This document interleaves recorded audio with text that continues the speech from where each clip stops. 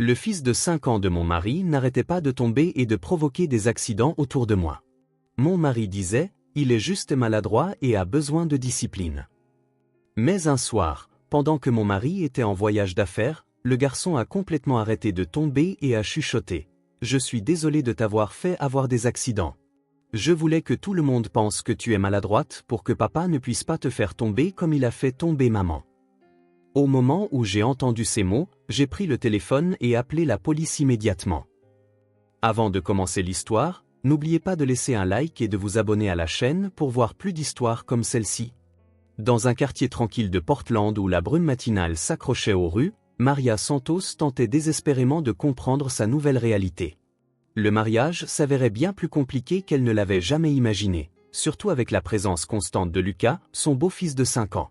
Maria travaillait depuis 7 ans comme kinésithérapeute au centre de rééducation de Portland.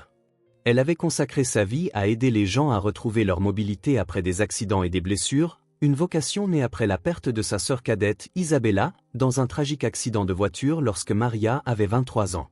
Le deuil l'avait façonnée, la poussant à vouloir empêcher les autres de subir des pertes similaires. Sa vie amoureuse avait été peu remplie. Ses longues heures à la clinique et les barrières émotionnelles érigées suite à sa perte avaient tenu à distance ses partenaires potentiels. Elle s'était résignée à une vie solitaire, centrée sur ses patients, jusqu'au printemps dernier, où tout a basculé. Robert Mitchell était entré dans sa clinique pour une consultation concernant des douleurs dorsales persistantes. C'était un promoteur immobilier prospère, impeccablement vêtu, les cheveux poivre et sel, et une présence autoritaire qui emplissait n'importe quelle pièce. Au cours de leur séance, il lui avait confié qu'il était veuf et qu'il élevait seul son jeune fils depuis que sa femme, Catherine, était décédée dans un terrible accident domestique. Cela fait 18 mois, avait dit Robert lors d'une séance, sa voix chargée d'un chagrin factice. Lucas réclame encore sa mère. Un garçon a besoin d'une figure maternelle, vous ne trouvez pas? Le cœur compatissant de Maria réagit immédiatement. Voilà un homme qui essayait d'être à la fois père et mère pour un enfant en deuil. Lorsque Robert l'invita à dîner à la fin de son traitement, elle accepta. Leur relation fut intense et brève. En l'espace de 4 mois, il la demanda en mariage dans un restaurant chic surplombant la ville. Lucas a besoin de stabilité, avait dit Robert en faisant glisser une bague en diamant sur la table. Et j'ai besoin de quelqu'un qui comprend la douleur et la guérison. Tu es parfaite pour nous, Maria. Le mariage fut intime, célébré dans un jardin botanique avec seulement quelques amis proches. Lucas était adorable dans son petit costume, debout à côté de son père pendant la cérémonie. Mais Maria remarqua quelque chose d'inquiétant dans le regard du garçon, une méfiance, une hésitation qui semblait dépasser la simple timidité enfantine. 2 mois après le mariage, Maria était aux prises avec un problème qu'elle n'arrivait pas à diagnostiquer. Lucas semblait avoir développé une grave maladresse, mais uniquement en sa présence. Le premier incident s'était produit au petit déjeuner, le 3e jour où elle vivait dans la grande maison de Robert à flanc de colline. « Bonjour, Lucas » dit Maria chaleureusement, en posant sur la table une assiette de pancakes en forme d'ourson. Lucas leva brièvement les yeux, puis attrapa son jus d'orange. Sa main trembla, le verre pencha, et le jus se renversa sur la table, directement vers les genoux de Maria. Elle recula juste à temps. « Lucas !» La voix de Robert fut tranchante. « Qu'est-ce qui te prend ? Excuse-toi immédiatement auprès de Maria. »« Pardon, » murmura Lucas, son petit corps raidi par la tension. « Ce n'est rien, mon chéri. Les accidents, ça arrive. » Maria attrapa des serviettes en papier, remarquant que les mains de Lucas continuaient de trembler même une fois le verre vide. Mais les accidents ne s'arrêtèrent pas. Ils se multiplièrent. Lucas passait à côté de Maria dans le couloir et trébuchait soudainement, s'agrippant à son bras pour se soutenir, toujours avec assez de force pour la déséquilibrer. Il transportait des jouets et les laissait tomber directement sur son chemin, créant des obstacles susceptibles de la faire chuter. Pendant le dîner, il faisait tomber sa fourchette, et lorsque Maria se penchait pour la ramasser, il réussissait d'une manière ou d'une autre à pousser sa chaise en arrière contre son tibia. « Lucas, tu dois faire plus attention », disait Robert à chaque fois, la voix de plus en plus irritée. « Maria va finir par croire que tu ne veux pas d'elle ici. » Les blessures s'accumulaient. Maria avait des bleus sur les bras à force que Lucas s'agrippe à elle lors de ses chutes, un genou écorché après avoir trébuché sur une petite voiture qu'il avait laissée en haut des escaliers, et vivait dans un état constant d'hypervigilance dans sa propre maison. « Je ne comprends pas », se confia Maria à sa collègue, le docteur Sarah Chen, pendant leur pause déjeuner à la clinique. Il a l'air coordonné à l'école. Sa maîtresse dit qu'il joue normalement avec les autres enfants. Mais à la maison, avec moi, c'est un enfant complètement différent. Sarah, une kinésithérapeute pédiatrique, fronça les sourcils, pensive. As-tu observé ses schémas moteurs? Le moindre signe de problème neurologique? C'est ça qui est étrange, dit Maria en baissant la voix. Ces chutes n'ont aucun sens sur le plan biomécanique. Quand il trébuche, ses réflexes de récupération sont trop contrôlés. Quand il laisse tomber des objets, sa coordination œil-main est en réalité excellente. Il les laisse tomber précisément là où ils causeront le plus de perturbations. Tu penses qu'il le fait exprès? Je ne sais plus quoi penser. Maria se massa les tempes. Robert dit que Catherine était très stricte sur le comportement et que Lucas extériorise peut-être sa frustration parce qu'il est contrarié d'avoir une nouvelle figure maternelle. Mais au fil des semaines, Maria commença à documenter les incidents dans un journal intime, sa formation clinique exigeant des données et des schémas. Elle dessina des diagrammes des chutes de Lucas, notant les positions du corps, les angles et les conséquences. Un schéma troublant émergea. Chaque incident mettait Maria en danger, mais Lucas, lui, ne se blessait jamais gravement. Ses chutes étaient théâtrales mais soigneusement maîtrisées. Un après-midi, alors que Maria descendait les escaliers en portant un panier de linge, Lucas apparut soudainement en haut. Il courut vers elle, les bras en moulinet comme s'il perdait l'équilibre. Maria lâcha instinctivement le panier et se plaqua contre le mur. Lucas tomba en la dépassant, dévalant 3 marches avant de se rattraper à la rampe avec une aisance travaillée. « Lucas, tu n'as rien ?» Maria se précipita vers lui, son instinct de kinésithérapeute prenant le dessus. Elle vérifia doucement ses membres, son cou, sa colonne vertébrale. Lucas se dégagea de son contact, les yeux écarquillés par quelque chose qui ressemblait à de la peur, mais pas la peur de se blesser. La peur de sa proximité. « Ça va », marmonna-t-il avant de se remettre sur pied et de courir dans sa chambre. Ce soir-là, Robert rentra d'un rendez-vous d'affaires et trouva Maria assise dans la cuisine, son journal ouvert devant elle. « Il faut qu'on parle de Lucas », dit Maria calmement. Robert desserra sa cravate et se versa un scotch de la carafe en cristal. « Qu'est-ce qu'il a encore fait ?»« Il est tombé dans les escaliers aujourd'hui. »« Robert, je pense que nous devrions l'emmener voir un neurologue pédiatrique. Ses problèmes de coordination pourraient indiquer ?» « Lucas n'a rien », l'interrompit Robert, la voix glaciale. Catherine le couvait. Elle lui trouvait des excuses pour tout et n'importe quoi. Il est maladroit parce qu'on l'a laissé être maladroit. Ce dont il a besoin, c'est de discipline, pas de médecin. Mais en tant que kinésithérapeute, je peux voir que... Vous êtes kinésithérapeute, pas sa mère. Les mots de Robert étaient aussi tranchants que du verre. Catherine était sa mère. Vous, êtes un ajout à ce foyer. Ne dépassez pas les bornes, Maria. Ces mots la blessèrent profondément. Maria ferma son journal, les larmes aux yeux. Elle s'était engagée dans ce mariage en voulant aider, guérir, offrir l'amour maternel dont un enfant en deuil avait besoin. Au lieu de cela, on la blâmait pour des problèmes qu'elle n'avait pas causés et on l'ignorait quand elle essayait d'aider. Cette nuit-là, allongée à côté de Robert dans leur lit, Maria fixa le plafond en se demandant comment Catherine avait vraiment été. Robert parlait rarement de sa défunte femme au-delà de vagues platitudes. Il y avait peu de photos d'elle dans la maison, et quand Maria posait des questions, Robert devenait silencieux et renfermé. « Robert, murmura-t-elle dans l'obscurité, comment Catherine est-elle morte? Tu as dit que c'était un accident domestique, mais tu ne m'as jamais donné de détails. » Une longue pause. Puis, elle est tombée dans les escaliers.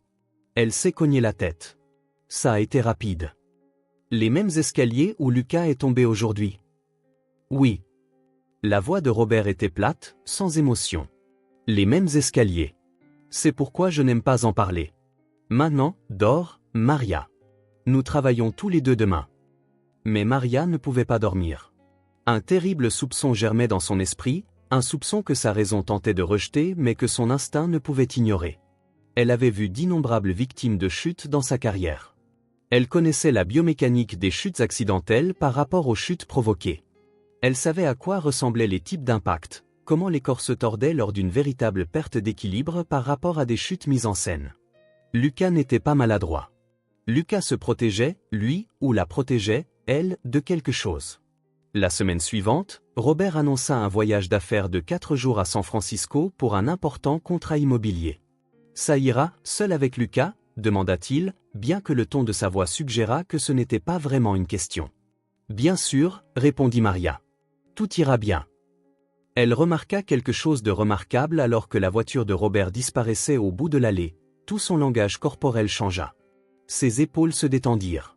Ses mouvements devinrent fluides et coordonnés. C'était comme si un poids venait d'être levé.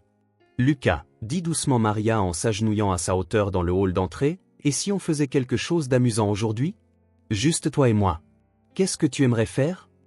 Pour la première fois depuis qu'elle le connaissait, Lucas la regarda droit dans les yeux. On peut aller au parc? Celui avec les grandes balançoires? Absolument. Au parc, Maria regarda avec étonnement Lucas courir, sauter, grimper et jouer avec une coordination parfaite.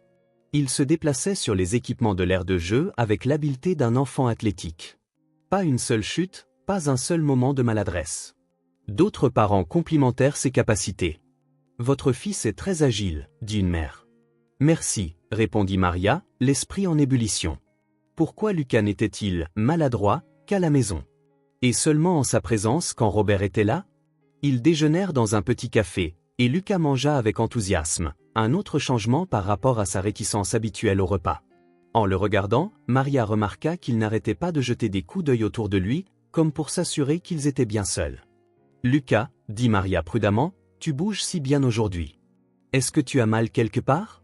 Des vertiges ou des problèmes d'équilibre? » Lucas secoua la tête, son petit visage sérieux. « Je vais bien quand papa ne regarde pas. » Ces mots restèrent en suspens dans l'air entre eux.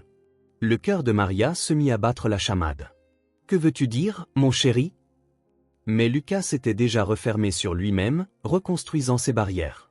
Ce soir-là, après un dîner où Lucas avait réellement mangé les spaghettis que Maria avait préparés, ils s'installèrent sur le canapé pour regarder un film pour enfants. Au milieu du film, Lucas se blottit contre elle, son petit corps se détendant enfin à ses côtés. Maria sentit les larmes lui monter aux yeux. C'était ce qu'elle avait espéré, ce lien, cette confiance. « Maria », la voix de Lucas était à peine un murmure, « je peux te dire un secret ?»« Bien sûr, Lucas. Tu peux tout me dire. » Il resta silencieux si longtemps que Maria crut qu'il avait changé d'avis. Puis, « Je suis désolé de t'avoir fait avoir des accidents. » Maria eut le souffle coupé. « Tu m'as fait avoir des accidents? Lucas, que veux-tu dire? » « Je me faisais tomber pour que tu tombes aussi. Je laissais tomber des choses pour que tu trébuches. Je voulais que tu sois sujette aux accidents. » L'esprit clinique de Maria peinait à traiter cette confession. « Pourquoi, mon chéri? Pourquoi voulais-tu cela? » Les petites mains de Lucas se tordaient sur ses genoux. « Parce que si tu es sujette aux accidents, papa ne peut pas le provoquer. Si tout le monde pense que tu es maladroite, alors quand tu tomberas, ce ne sera pas la faute de papa. » La pièce parut basculer. Maria serra Lucas plus fort contre elle, sa voix à peine stable. « Lucas, est-ce qu'il est arrivé quelque chose à ta maman? Catherine? Est-ce qu'elle est tombée? » Des larmes coulèrent sur les joues de Lucas. Maman tombait beaucoup. Elle trébuchait sur les jouets que papa laissait dans les escaliers. Elle glissait dans la cuisine parce que papa renversait de l'eau par terre. Elle avait des vertiges parce que papa mettait des médicaments dans ses boissons. Le sang de Maria se glaça. Chaque mot de Lucas correspondait à ses connaissances professionnelles sur les accidents mis en scène. Des objets sur les lieux de passage, des surfaces glissantes, des médicaments provoquant des vertiges et des problèmes de coordination, c'étaient des méthodes classiques pour provoquer des chutes qui semblaient accidentelles. Maman avait tout le temps des bleus, continua Lucas, la voix brisée. Sur les bras, les jambes, le dos. Elle me disait qu'elle était maladroite. Mais une fois, j'ai vu papa la pousser. Juste une petite poussée quand elle était en haut des escaliers. Elle s'est rattrapée cette fois-là. Mais les autres fois? Oh, Lucas, Maria le serra dans ses bras tandis que les sanglots secouaient son petit corps. C'est fini, mon chéri. Tu es en sécurité. Tu peux tout me dire. À travers ses larmes, Lucas expliqua ce dont il avait été témoin pendant des mois, une campagne délibérée visant à provoquer des chutes. Robert plaçait des objets de manière stratégique, bousculait accidentellement Catherine près de zones dangereuses, lui donnait des pilules qui la rendaient étourdie et désordonnée. « La dernière fois, » murmura Lucas, « j'ai vu papa pousser maman en haut du grand escalier. Elle est tombée jusqu'en bas. Elle ne s'est pas relevée. Papa m'a dit que c'était un accident. Il a dit que si je le disais à quelqu'un, on ne me croirait pas parce que maman tombait tout le temps de toute façon. Il a dit que les gens penseraient que j'étais un méchant garçon de mentir sur mon papa. Maria sentit la rage et l'horreur s'affronter en elle. Un enfant de 5 ans avait été témoin d'un meurtre et avait été contraint au silence. Et maintenant, ce même enfant avait désespérément essayé de protéger sa nouvelle belle-mère en la faisant paraître sujette aux accidents, espérant que cela empêcherait Robert d'utiliser à nouveau la même méthode. « Lucas, tu essayais de me sauver », dit Maria, la voix chargée d'émotion. « Tu essayais de me protéger en faisant croire à tout le monde que j'étais maladroite. » Lucas hocha la tête contre sa poitrine. « Si tout le monde pense déjà que tu tombes beaucoup, alors papa ne peut pas te faire tomber et dire que c'est un accident. Mais je suis fatigué, Maria. Je suis fatigué de faire semblant. Et je ne veux pas que tu tombes comme maman. » À cet instant, Maria prit une décision, avec la même clarté décisive qu'elle avait ressentie en choisissant de devenir kinésithérapeute après la mort d'Isabella. Elle ne laisserait pas une autre personne qu'elle aimait être victime de la violence. « Lucas, nous allons appeler la police. Tout de suite. Et nous allons leur dire tout ce que tu m'as raconté. Peux-tu être courageux et leur raconter ce que tu as vu ?» La peur traversa le visage de Lucas. « Papa a dit que personne ne me croirait. »« Moi, je te crois, Lucas. Et je suis une professionnelle de la santé qui s'y connaît en chute et en accident. Je peux prouver que ce qui est arrivé à ta maman n'était pas un accident. Me fais-tu confiance ?» Après un long moment, Lucas hocha la tête.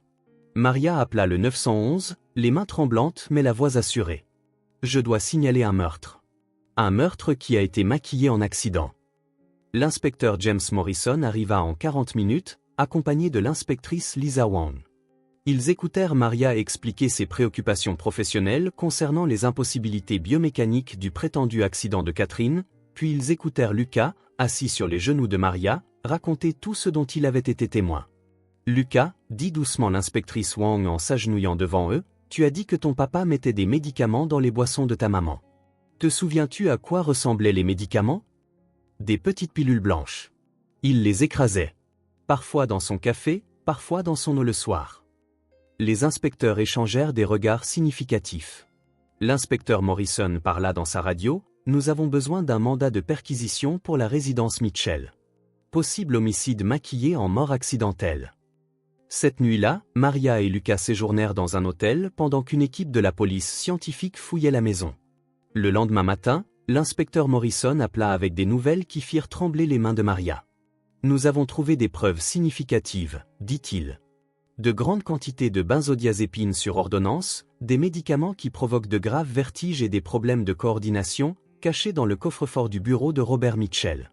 Nous avons également trouvé un journal appartenant à Catherine Mitchell, dissimulé derrière des livres dans le grenier. Elle y a documenté des mois de maladresse croissante et ses soupçons que ces médicaments étaient modifiés. »« Mon Dieu, souffla Maria. Ce n'est pas tout. Nous avons examiné les enregistrements de la vidéosurveillance du jour de la mort de Catherine. Robert avait supprimé les images de la caméra de l'escalier principal, mais il ignorait l'existence des fichiers de sauvegarde sur le serveur cloud. Nous les avons retrouvés.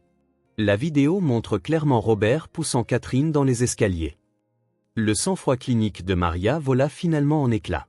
Elle pleura, pour Catherine, pour Lucas, pour les mois de terreur que cet enfant avait endurés, pour le sort auquel elle avait elle-même échappé de justesse. Nous avons émis un mandat d'arrêt contre Robert Mitchell. Il sera placé en garde à vue à l'atterrissage de son avion à Portland demain. L'arrestation fit les gros titres régionaux, un promoteur immobilier accusé du meurtre de sa femme. Le procès qui s'ensuivit révéla toute l'horreur des crimes de Robert. Les enquêteurs financiers découvrirent que Catherine était la personne fortunée du couple, avec un héritage substantiel. Robert l'avait systématiquement isolée, l'avait convaincue qu'elle avait des problèmes de coordination, puis avait mis en scène sa mort pour la faire passer pour une conséquence de sa maladresse. Il avait touché une assurance vie de 2 millions de dollars. Le plus glaçant fut la découverte que Robert avait souscrit une police d'assurance vie similaire, d'une valeur élevée, sur Maria, à peine 3 semaines après leur mariage. Lucas témoigna au procès, sa petite voix assurée décrivant ce qu'il avait vu. Le jury délibéra moins de 4 heures. Nous déclarons l'accusé, Robert Mitchell, coupable de meurtre au premier degré. La sentence du juge fut sévère, la prison à vie sans possibilité de libération conditionnelle. 6 mois après le procès, Maria se tenait devant le tribunal des affaires familiales tandis qu'un juge approuvait sa demande d'adopter légalement Lucas. Le garçon qui avait tenté de lui sauver la vie par ses chutes soigneusement orchestrées était désormais officiellement son fils. Comprends-tu ce que cela signifie, Lucas ? Demanda le juge avec bienveillance. Maria sera ta mère légale. C'est déjà ma maman, dit simplement Lucas. C'est la maman qui m'a cru. Ils quittèrent le palais de justice main dans la main. Ce soir-là, Maria prépara le plat préféré de Lucas, des spaghettis aux boulettes de viande, le même plat qu'il avait mangé lors de cette soirée décisive où Robert était absent. Lucas, dit Maria pendant qu'ils mangeaient ensemble, je veux te parler de ma sœur Isabella. Elle est morte dans un accident de voiture quand elle était jeune. Après ça, je suis devenu kinésithérapeute parce que je voulais aider les gens qui avaient été blessés. Je voulais prévenir les chutes, prévenir les accidents, prévenir la douleur. Lucas écouta attentivement, sa fourchette suspendue en l'air. Je pensais que je n'avais pas pu sauver ma sœur. Mais Lucas, c'est toi qui m'as sauvé. Tu m'as protégé de la manière la plus courageuse qui soit. Tu es mon héros. Les yeux de Lucas s'emplirent de larmes. Maman Catherine a aussi essayé de se sauver. Elle a écrit dans son journal. Mais elle n'avait personne pour la croire. Je sais, mon chéri. Mais nous allons honorer sa mémoire en vivant la vie qu'elle voulait pour toi. Une vie pleine de sécurité, d'amour et de vérité. 2 ans plus tard, Maria et Lucas s'étaient construit une vie qui ne ressemblait en rien à ses sombres premiers mois. Lucas, maintenant âgé de 7 ans, s'épanouissait à l'école. Il avait rejoint une équipe de football pour jeunes et se déplaçait avec la grâce naturelle d'un enfant coordonné et confiant. Les chutes avaient complètement cessé une fois qu'il s'était senti en sécurité. Maria avait créé une organisation à but non lucratif appelée l'Héritage d'Isabella, qui offrait des services gratuits de kinésithérapie et des évaluations biomécaniques aux victimes potentielles de violences domestiques. Elle était devenue témoin expert dans des affaires impliquant des blessures accidentelles, suspectes, utilisant ses connaissances professionnelles pour aider à révéler des violences dissimulées. Maman, appela Lucas depuis le salon où il construisait une structure élaborée, tu peux m'aider avec ça ? J'arrive, mon chéri. En se dirigeant vers son fils, Maria ne ressentait plus la tension hypervigilante des premiers jours. Aucun jouet n'attendait en haut des escaliers comme un piège. Personne n'orchestrait de chute ou ne créait de danger. Leur maison était enfin un lieu sûr. Cette nuit-là, en bordant Lucas dans son lit, Maria remarqua qu'il tenait une petite photo encadrée, l'une des rares photos de Catherine que Robert n'avait pas cachée. « Tu penses à maman Catherine ?» demanda doucement Maria. « Parfois, » dit Lucas. « Je pense qu'elle serait heureuse qu'on se soit trouvés. J'ai eu 2 mamans qui m'aimaient. Maman Catherine m'aimait assez pour essayer de documenter la vérité. Et toi, tu m'as assez aimé pour croire à la vérité. » Maria l'embrassa sur le front. « Nous sommes tous liés par l'amour, Lucas. Et ça, personne ne pourra jamais nous l'enlever. » Alors qu'elle éteignait la lumière et regardait Lucas s'endormir, Maria songeait à l'étrange parcours qui les avait réunis. La tentative désespérée d'un enfant pour protéger sa nouvelle mère à travers des chutes soigneusement chorégraphiées avait révélé un meurtre et en avait empêché un autre. Les accidents même qu'elle avait été formée à prévenir étaient devenus le langage par lequel Lucas avait communiqué son amour et sa peur. Maintenant, enfin, ils pouvaient traverser leur maison sans crainte de tomber, au sens propre comme au figuré. Ils avaient construit quelque chose de rare et de précieux, une famille forgée non par les liens du sang, mais par le courage, la confiance et la détermination à défendre la vérité même lorsque le monde voulait l'ignorer. Les chutes avaient cessé. La guérison avait commencé. Et ensemble, Maria et Lucas continueraient d'avancer, un pas assuré à la fois.